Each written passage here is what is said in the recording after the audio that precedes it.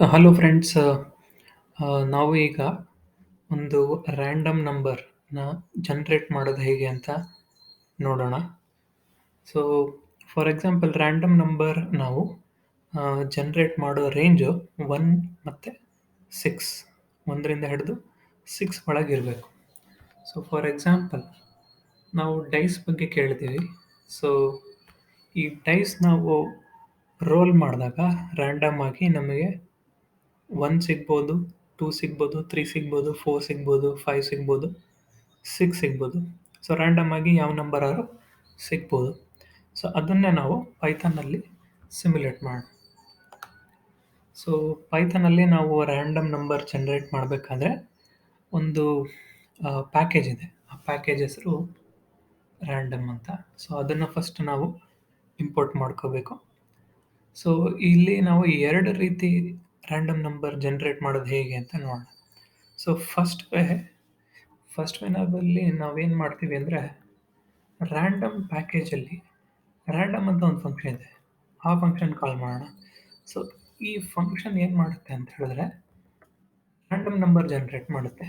ಈ random number range ಹೆಂಗಿರುತ್ತೆ ಅಂದರೆ 0 ಮತ್ತು 1 ಮಧ್ಯ. ಸೊ ನಾವು ಫಸ್ಟ್ ಟೈಮ್ ರನ್ ಮಾಡಿದಾಗ ನಮಗೆ 0.111 ಸಿಗ್ಬೋದು, 0.22 ಸಿಗ್ಬೋದು, 0.3345 ಇಲ್ಲಿವರೆಗೂ ಅಂದರೆ 0.99.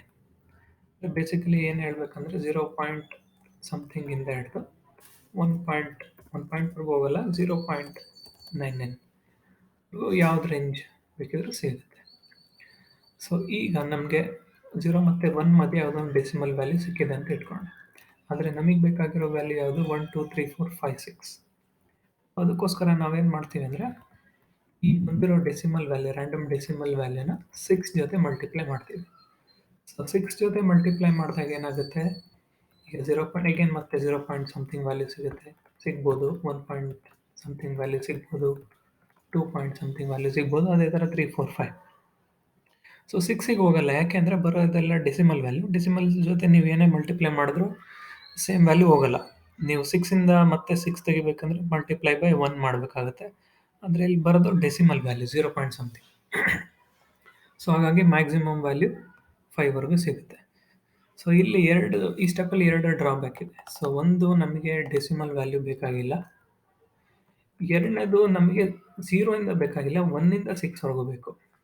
ಸೊ ಫಸ್ಟ್ ನಾವೇನು ಮಾಡೋಣ, ಡೆಸಿಮಲ್ ವ್ಯಾಲ್ಯೂ ತೆಗೆಯೋಣ. ಸೊ ಈ ಸ್ಟೆಪ್ಪಲ್ಲಿ ನಾವೇನು ಮಾಡ್ತಾ ಇದ್ದೀವಿ, ಮೇಲೆ ಬಂದಿರೋ ಔಟ್ಪುಟ್ನ ತಗೊಂಡು ಇಂಟ್ ಫಂಕ್ಷನ್ಗೆ ಕಳಿಸ್ತಾ ಇದ್ದೀವಿ. ಸೊ ಇಂಟ್ ಫಂಕ್ಷನ್ ಏನು ಮಾಡುತ್ತೆ, ಈ ಡೆಸಿಮಲ್ ವ್ಯಾಲ್ಯೂ ತೆಗೆದಾಕುತ್ತೆ. ಸೊ ಫಾರ್ ಎಕ್ಸಾಂಪಲ್ ಪ್ರೀವಿಯಸ್ ಸ್ಟೆಪ್ಪಲ್ಲಿ ನಮಗೆ 0 ಪಾಯಿಂಟ್ ಸಮಥಿಂಗ್ ಬಂದಿದ್ರೆ ಅಂದರೆ 0 ಕೊಡುತ್ತೆ. ಸೊ ಆ 0ನ ಇಲ್ಲಿಗೆ ತಗೊಂಡ್ವಿ. 0 ಅಕಸ್ಮಾತ್ ಬಂದಿದ್ರೆ ನಮಗೆ ಗೊತ್ತು 0 ಬೇಕಾಗಿಲ್ಲ ಅಂತ 1 ಪ್ಲಸ್ ಆ್ಯಡ್ ಮಾಡಿದ್ವಿ. ಸೊ ಫೈನಲ್ ನಮಗೆ 1 ಸಿಕ್ತು.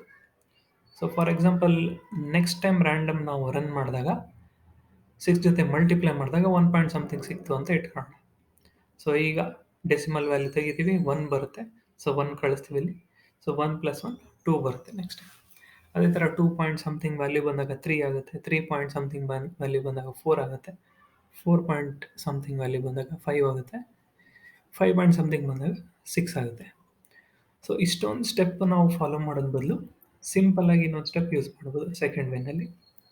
ಸೊ ಈ ಸ್ಟೆಪ್ಪಲ್ಲಿ ನಾವೇನು ಮಾಡ್ಬೋದು ಅಂದರೆ, ರ್ಯಾಂಡಮ್ ಪ್ಯಾಕೇಜಲ್ಲಿ ಇನ್ನೊಂದು ಫಂಕ್ಷನ್ ಇದೆ, ರೇಂಜ್ ಅಂತ.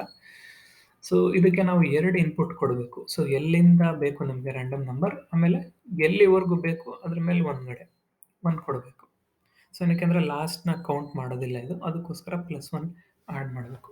ಸೊ ಫಾರ್ ಎಕ್ಸಾಂಪಲ್ n ಬೇಕಂದರೆ ನೀವು +1 ಹಾಕಿ ಅಷ್ಟೇ. ಸೊ ಈಗ ನಮಗೆ 6 ಬೇಕಿತ್ತು. ಸೊ 6 + 1 ಹಾಕ್ತೀವಿ. ಸೊ ಆವಾಗ 7 ಆಗುತ್ತೆ. ಸೊ ಈ ಪ್ರೋಗ್ರಾಮ್ನ ಒಂದ್ಸಲಿ ರನ್ ಮಾಡೋಣ. ಸೊ ಪೈಥಾನ್ 3 ಸ್ಪೇಸ್ ಡೆಮೋ.py. ಸೊ ನೋಡಿ, ಫಸ್ಟ್ ಟೈಮ್ ನಾವು ರ್ಯಾಂಡಮ್ ನಂಬರ್ ತಗೊಂಡಾಗ ಫಸ್ಟ್ ವೇನಲ್ಲಿ 1 ಬರ್ತಾ ಇದೆ, ಸೆಕೆಂಡ್ 4 ಬರ್ತಾ ಇದೆ. ಸೊ ಫಸ್ಟ್ ವೇನಲ್ಲಿ 3 ಬರ್ತಾ ಇದೆ, ನೆಕ್ಸ್ಟ್ 4 ಬರ್ತಾ ಇದೆ. ಸೊ ಫಸ್ಟ್ ವೇನಲ್ಲಿ 4 5. ಇದೇ ರೀತಿ ನಾವು ರ್ಯಾಂಡಮ್ ನಂಬರ್ನ ಜನ್ರೇಟ್ ಮಾಡ್ತಾ ಹೋಗ್ಬೋದು. ಸೊ ಫಸ್ಟ್ ಟೈಮ್ ನಮಗೆ ಕಾಂಪ್ಲೆಕ್ಸ್ ಥರ ಕಾಣಿಸುತ್ತೆ. ಸೊ ಸೆಕೆಂಡ್ ವೇ ಉಪಯೋಗಿಸೋದು ಈಸಿ ಆಗುತ್ತೆ. ರೀಡಬಲ್ಲು ಇದೆ, ಅರ್ಥ ಮಾಡ್ಕೋಬೋದು. Okay, thank you.